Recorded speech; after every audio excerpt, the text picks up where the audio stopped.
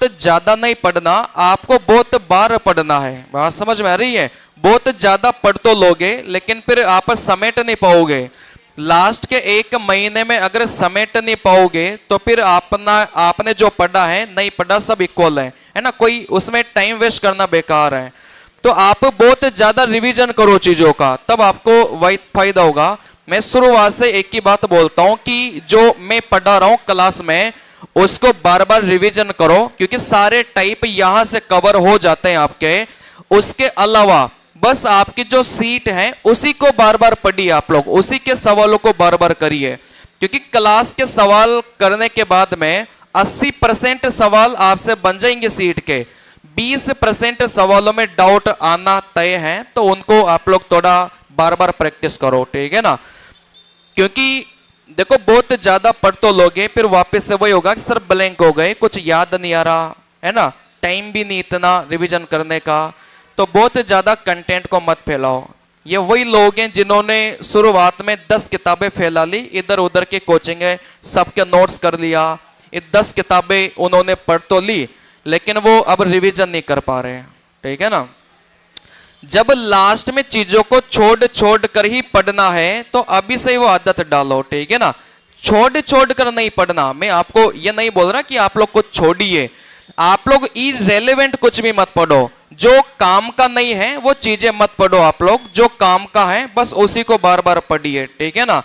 क्योंकि बहुत बार अपन टॉपर बनने के हिसाब से बहुत बार चीजों को पढ़ते हैं कि मैं तो बिल्कुल टॉप 10 में मेरी रैंक आनी चाहिए, तो बहुत बार ऐसे लोगों का सिलेक्शन भी नहीं होता।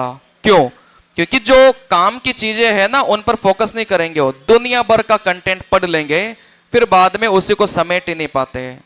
नॉलेज आना और एग्जाम में स्कोर करना दोनों में बहुत अंतर है। एग्जाम में स्कोर तभी होगा जब आप बार बार चीजों का रिवीजन करोगे, तभी जाकर एग्जाम में स्कोर कर पाओगे, नहीं तो नहीं कर पाओगे। यहां बैठकर सवाल करने में और आप एग्जाम के माहौल में सवाल बनाने में बहुत अंतर होता है। आप जब टेस्ट दोगे ना तब आपको पता चल जाएगा कि आपको पढ़ा सा लगेगा लेकिन वहां पर नहीं कर पाओगे आप लोग सवालों को, ठीक है ना।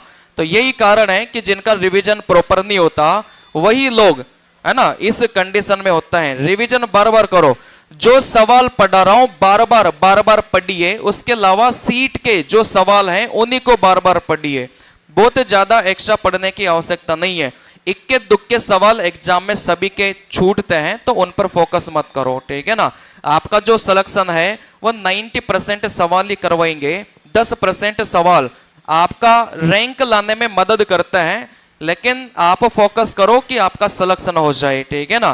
देखो रैंक आना नहीं आना वो तो भगवान के ऊपर है, क्योंकि बहुत बार अपन ने सब कुछ पढ़ा है लेकिन अपना पेपर उस हिसाब से नहीं बैठा जैसा अपन पढ़ के गए थे, ठीक है ना।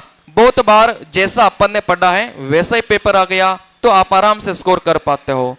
तो ये तो जो आप लोग पढ़ रहे हो, मतलब अपन ऐसा कुछ भी नहीं छोड़ रहे कि बाकी बच्चे कुछ अलग पढ़ रहे हो और आपको वो चीजें नहीं पढ़ाई जा रही हो, ऐसा कुछ भी नहीं है, ठीक है ना।